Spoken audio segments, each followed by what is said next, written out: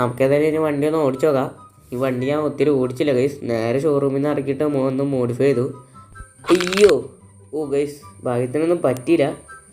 നൈസായിട്ട് വണ്ടി അങ്ങ് ഡ്രിഫ്റ്റാക്കി നിർത്തി. ഇന്നോവ വരെ ഡ്രിഫ്റ്റ് ചെയ്തു.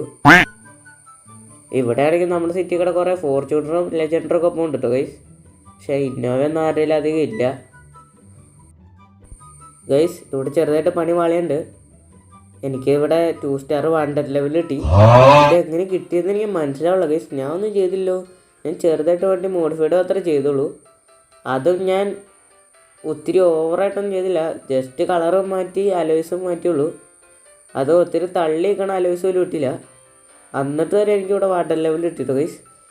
ഇതേതായാലും പണി വാളി. നമുക്കേതായാലും ഇനി പോലീസുകാരുടെ അടുത്ത് നിന്ന് എങ്ങനെയും രക്ഷപ്പെടണം.